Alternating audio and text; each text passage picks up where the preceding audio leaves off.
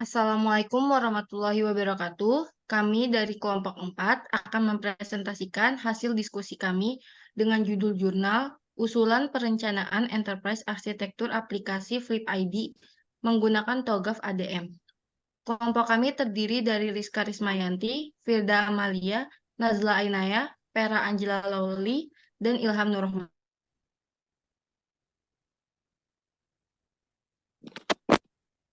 Teknologi informasi sangat berpotensi besar dalam mentransformasikan seluruh aspek kehidupan. Salah satu peran teknologi dapat dilihat dari aspek perekonomian, pertumbuhan ekonomi bersifat jangka panjang dan menjadi standar hidup dari ekonomi masyarakat.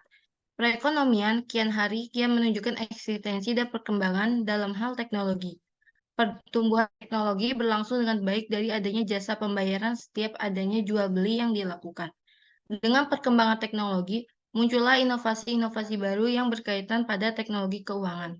Salah satunya yaitu inovasi di bidang finansial yang berkaitan dengan teknologi, yaitu penggunaan pada mobile banking dan pelaku e-commerce.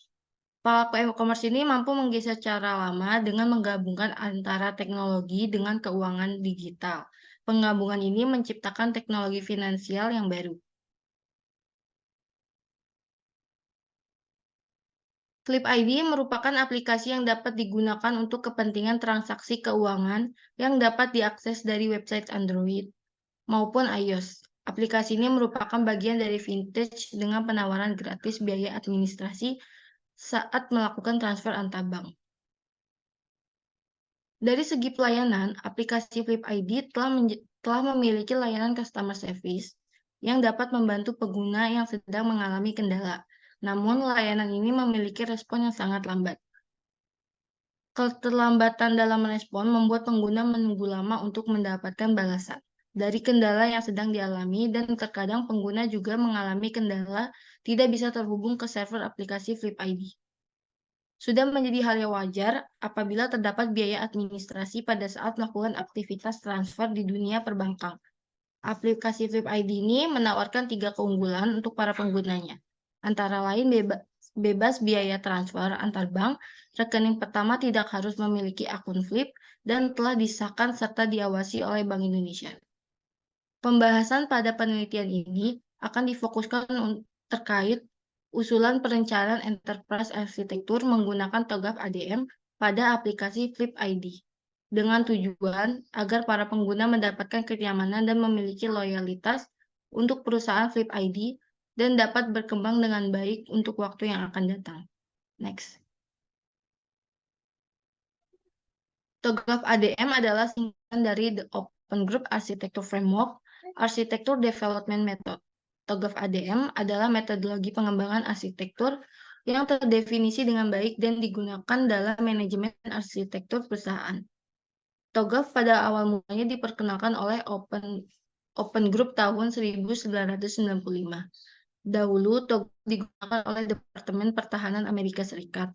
Namun setelah melalui proses perkembangan, penggunaan TOGAF semakin meluas di berbagai bidang seperti perbankan, industri, manufaktur, pendidikan, dan masih banyak lainnya. Arsitektur Development Method atau ADM adalah metodologi TOGAF logis yang terdiri dari 8 fase utama untuk mengembangkan dan memelihara arsitektur teknis pada suatu organisasi. ADM membuat siklus berulang untuk seluruh proses di setiap fase. Dari setiap fase bisa saja ditemui keputusan baru yang akan dibuat. Dalam metode perencanaan enterprise arsitektur, peneliti menggunakan TOGAF ADM yang terdiri dari primary phase, architecture vision, business architecture, information system, teknologi arsitektur, opportunity and solution, dan yang terakhir migrant planning. Selain bagian dari metode, ternyata diperlukan penggunaan tools untuk suatu perencanaan. Tools itu sendiri digunakan, yang pertama ada prinsipal katalog, 5W1H, value chain, flowchart, MC-Flans, strategi grid, dan Archimedes. Archimedes ini digunakan dalam pemodelan arsitektur perusahaan dalam hal tampilan dan deskripsi arsitektur perusahaan secara lebih konsisten. Archimedes memberikan pendekatan arsitektur yang saling terintegrasi dengan menggambarkan domain arsitektur yang berbeda di setiap hubungan dan ketergantungan yang mendasarinya. Next. Selanjutnya akan dijelaskan oleh Vera. Kemudian di sini nih saya akan menjelaskan kerangka berpikir di mana dalam melakukan penelitian ini tentu peneliti harus melakukan tahap demi tahap kegiatan sesuai perencanaan yang ada pada kerangka penelitian. Hal yang menjadi dasar pada kerangka penelitian yaitu metode pengumpulan data, penelitian dan metode pengembangan dari suatu sistem. Di sini diawali dengan memulai, kemudian metode pengumpulan data yang di sini kita melakukan observasi dan studi pustaka. Kemudian di sini ada kemudian the Open Group Architecture Framework atau TOGAF. Di sini pada fase pertama yaitu primary fase dengan dua proses, diantaranya prinsip perencanaan arsitektur enterprise dan identifikasi 5W tambah 1K. Kemudian fase kedua yaitu arsitektur vision dengan berisikan visi misi dan value chains. Selanjutnya fase ketiga yaitu bisnis arsitektur, terdapat dua subproses yaitu baseline arsitektur dan target arsitektur. Pada baseline arsitektur ada kondisi sistem berjalan dan struktur organisasi atau tupoksi. Kemudian pada subproses yaitu yang kedua target arsitektur yaitu business vision dan business use case. Kemudian business process viewpoint, organisasi viewpoint, aktor cooperation viewpoint. Fase keempat informasi sistem arsitektur terbagi menjadi dua, yakni application arsitektur atau application usage viewpoint, application cooperation viewpoint, application before viewpoint, dan yang kedua yaitu data arsitektur atau information structure viewpoint. Dan yang fase kelima yaitu terdapat teknologi arsitektur, terdiri dari baseline arsitektur dan target arsitektur atau infrastruktur viewpoint dan infrastruktur usage viewpoint. Dan fase keenam yaitu opportunity dan solution dengan matrix analisis gap. Dengan fase terakhir terdapat mission planning dengan roadmap dan aplikasi. Kemudian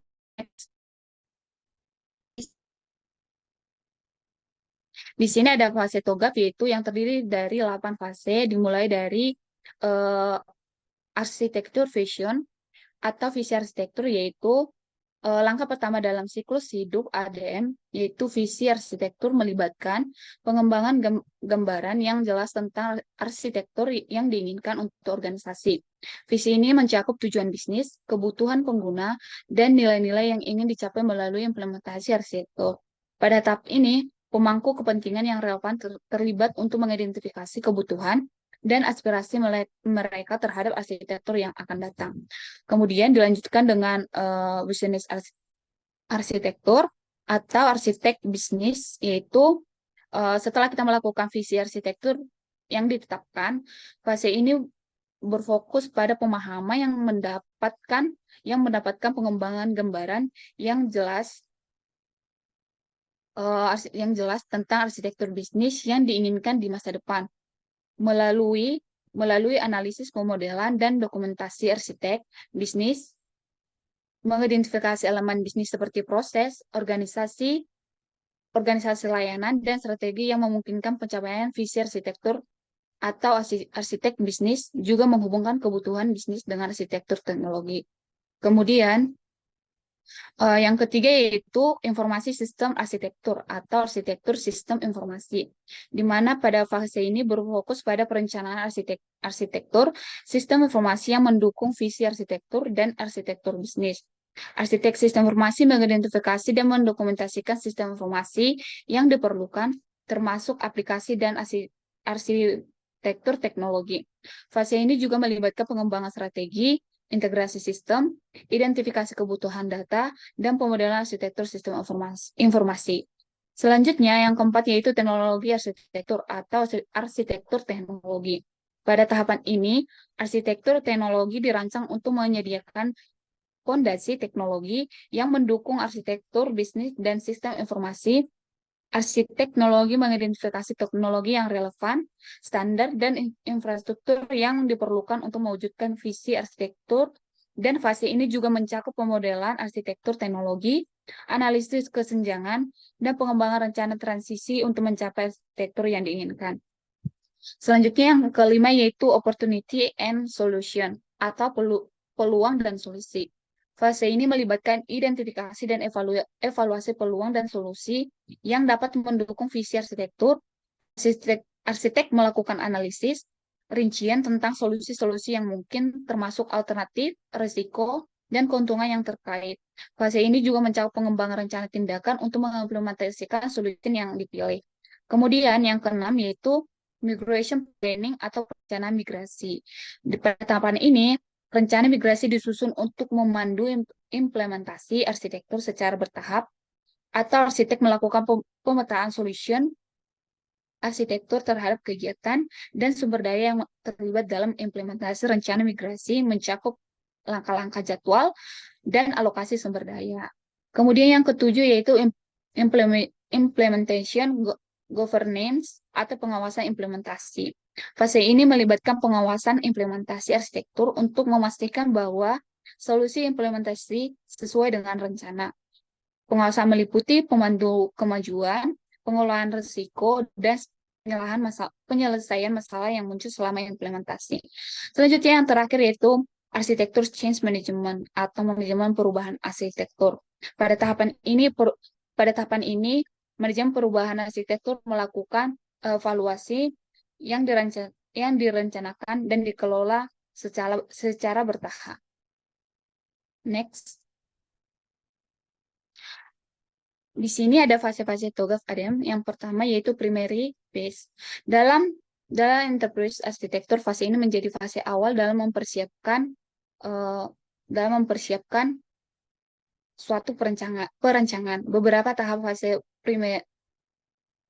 preliminary phase yaitu prinsip suatu perencanaan terkait arsitektur dan proses pengidentifikasian 5W plus 1H. Berikut peneliti telah membuat rancangan sebagai usulan enterprise arsitektur pada aplikasi Flip ID. Next. Di sini ada prinsip katalog, yaitu prinsip perencanaan arsitektur. Di sini ada 4 prinsip. Yang pertama yaitu prinsip bisnis, yaitu rancangan arsitektur yang diharapkan sesuai dengan kebutuhan pengguna terkait bidang finansial teknologi, khususnya dalam transfer tanpa biaya admin. Yang kedua ada prinsip aplikasi, di mana aplikasi dirancang dengan berfokus pada pengguna umum agar mudah dimengerti dan memberikan kenyamanan dan penggunanya. Yang ketiga, ada prinsip data, yaitu pengelolaan data yang dirancang mengutamakan keamanan dan kecepatan dalam bertransaksi dengan memperhatikan struktur data. Selanjutnya yang terakhir yaitu prinsip teknologi, yaitu menggunakan teknologi yang sesuai, terbaru dan terstandarisasi untuk menunjang kebutuhan. Selanjutnya, di sini ada identifikasi 5W plus 1H, di mana di sini ada 5, yaitu driver, itu yang pertama what, yaitu mendeskripsikan data pengguna, data transaksi, data bank, data rekening, data validasi, dan data service. Yang kedua, W, yaitu deskripsinya yaitu stakeholder dan perusahaan. Kemudian where, yaitu deskripsinya aplikasi Flip.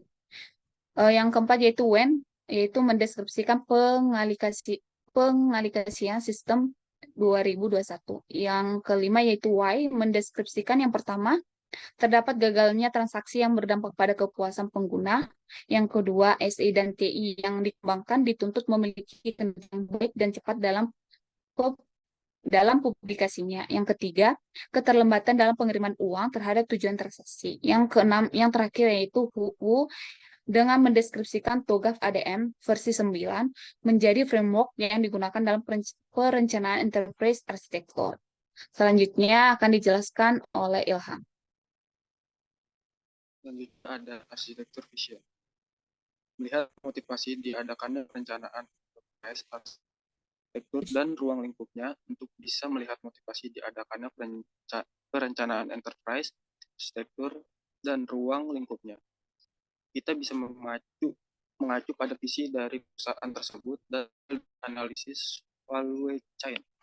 Visi dari Flip ID adalah membangun sebuah produk finansial yang adil untuk seluruh masyarakat Indonesia, dan dengan itu pihaknya bekerja sekuat tenaga untuk mewujudkannya. Berikut adalah analisis value chain pada Flip ID. Next. Nah, yang pertama di sini ada aktivitas pendukung. Yang pertama ada layanan terhadap member prioritas. Di sini untuk memungkinkan pengguna dilayani secara khusus dan dinomorsatukan saat berurusan dibandingkan dengan pengguna lain. Lalu yang kedua ada monitoring dan evaluasi. Adanya sistem Monnev yang berfungsi dengan baik memungkinkan pelaksanaan program mengetahui kemajuan serta menghambat atau hal-hal yang tidak diduga yang secara potensial dapat menghambat jalannya program secara dini. Lalu yang ketiga ada kepegawaian. Kepegawaian ini berkaitan dengan berbagai jenis pelatihan dan pengembangan sumber daya manusia. Pegawai merupakan tenaga kerja manusia, baik rohani maupun jasmani yang senantiasa dibutuhkan. Lalu yang keempat ada procurement. Ada mengidentifikasi kebutuhan terhadap barang dan terutama yang berkaitan dengan operasional. Lalu di sini ada aktivitas utama, yaitu berisikan penyimpanan uang fisik, perusahaan pembayaran layanan mitra, kerjasama dengan merchant, lalu menjaga keamanan dalam layanan, lalu ada manajemen keuangan, terakhir sales dan marketing. Next. Lalu yang ketiga ada business arsitektur. Business use case service relation viewpoint digunakan untuk menggambarkan fungsi berikut. Layanan bisnis dan proses tersebut didapatkan dari arsitektur bisnis di Flip ID.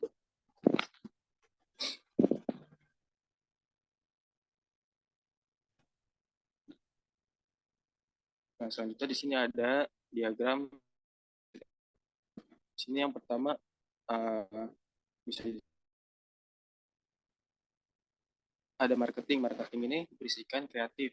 Lalu pada produk ini berisikan operation. Lalu lagi juga manajemen. Manajemen ini terbagi menjadi 4, yaitu data, finansi, legal, dan operation. Lalu yang keempat ada business development yang berisikan B2B solution, human resource, dan engineer. Semuanya ini berarah ke si pengguna. Next. Untuk materi selanjutnya akan dibacakan oleh Firda.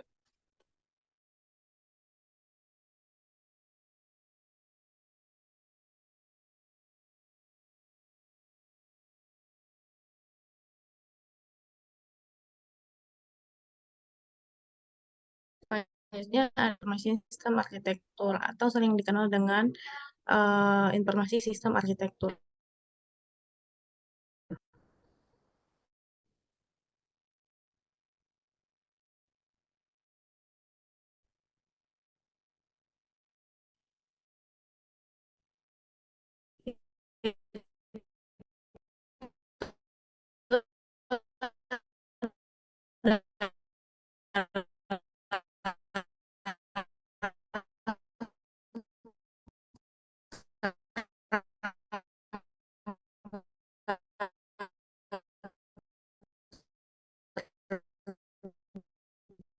Yang digunakan untuk perencanaan informasi atau TI dalam suatu organisasi untuk memastikan keamanan dan juga keandalan sistem perancang dan mengawasi implementasi infrastruktur TI yang sesuai dengan kebutuhan bisnis dan juga strategi. Informasi sistem arsitektur mengembangkan menjadi 2 sasaran, yaitu arsitektur aplikasi dan juga arsitektur data. Arsitektur aplikasi dilaksanakan proses identifikasi jenis aplikasi yang dibutuhkan dalam membuat arsitektur aplikasinya. Lalu ada arsitektur data, itu mengidentifikasi secara keseluruhan komponen data yang nantinya akan dipakai aplikasi agar dapat menghasilkan informasi yang dibutuhkan oleh Flip ID. Next.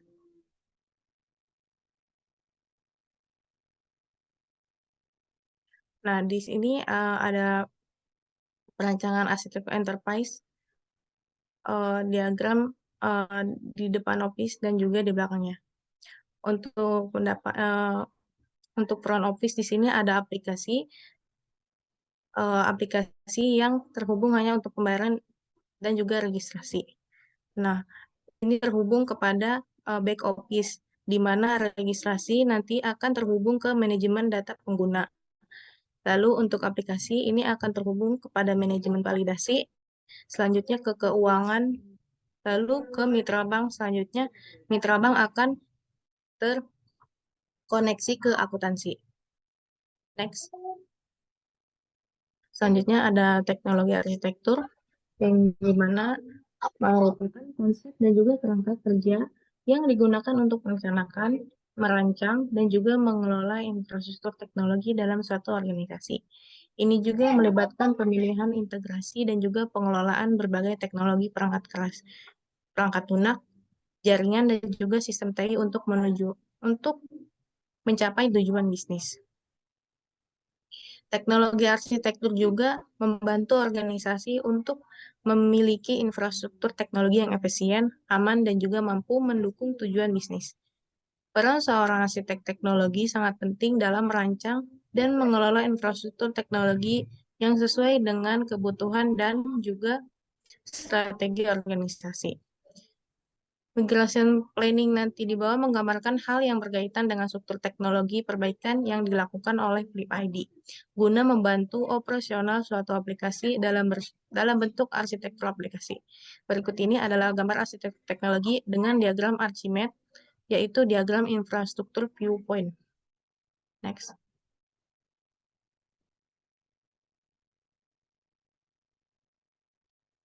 Di sini terdapat beberapa poin, yaitu dimulai dari direktur operasional, nanti akan terhubung ke bagian server.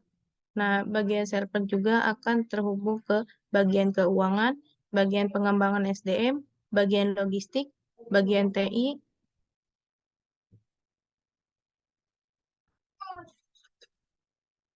dan juga bagian TI dan juga bagian customer service. Lalu, itu akan terhubung kepada LAN yang terhubung kepada dalam aplikasinya. Di situ ada DBMS, pendaftaran, pembayaran, manajemen karyawan, keuangan, transaksi validasi, security, help desk, dan juga procurement. Nah, di dalam LAN ini juga akan terhubung kepada file server, database server, email server, dan juga web server.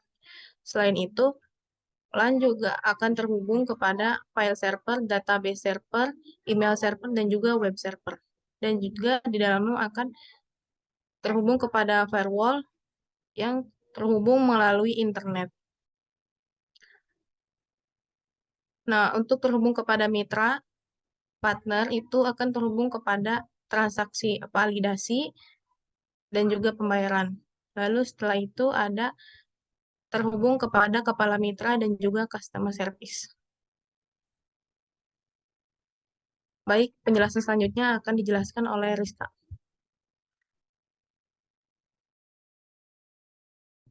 Selanjutnya saya akan menjelaskan fase yang kelima, yaitu opportunities. Dalam fase ini dijelaskan hasil dari analisis gap dari fase arsitektur bisnis hingga sampai fase arsitektur teknologi, serta perhitungan estimasi pada biaya investasi pada aplikasi Flip ID. Dan ini berikut adalah suatu analisis yang ada pada masing-masing arsitekturnya. Yang pertama yaitu ada analisis gap arsitektur bisnis pada proses perekrutan karyawan. Pada analisis gap bisnis ini, warna pink yaitu bagian persiapan, perekrutan, dan pengelolaan itu menggambarkan proses bisnis yang hanya terdapat pada bagian baseline arsitektur. Warna abu-abu yaitu lamaran, interview dan pengetesan, presensi, evaluasi, penggajian, dan laporan. itu menggambarkan proses bisnis tersebut hanya ada pada target arsitektur. Sedangkan yang berwarna kuning itu menggambarkan proses bisnis tersebut hanya ada pada keduanya, yaitu bagian baseline dan target arsitektur. Kemudian yang kedua yaitu ada analisis gap arsitektur aplikasi. Pada analisis gap arsitektur aplikasi, bagian yang berwarna pink yaitu manajemen pelanggan dan manajemen data itu menggambarkan aplikasi ini hanya ada pada baseline arsitektur. Warna abu-abu menggambarkan aplikasi hanya ada pada target arsitektur. Sedangkan warna biru muda ini menggambarkan aplikasi tersebut hanya ada pada kedua arsitektur, yaitu baseline dan target arsitektur. Kemudian yang ketiga yaitu ada analisis gap arsitektur data. Dalam analisis gap arsitektur data ini, setiap warna yang digunakan memiliki arti yang tersendiri. Warna biru menggambarkan data tersebut hanya ada pada target dalam aplikasi, dan pada data berwarna kuning itu menggambarkan data tersebut ada pada kedua arsitektur, yaitu baseline dan target arsitektur. Kemudian selanjutnya ada analisis gap arsitektur teknologi. Pada gap arsitektur teknologi terdapat penggunaan yang yaitu berwarna abu-abu memberikan gambaran perangkat yang hanya ada terlihat pada target arsitektur. Sedangkan yang berwarna hijau menggambarkan perangkat tersebut hanya ada pada kedua arsitektur, yaitu baseline dan target arsitektur.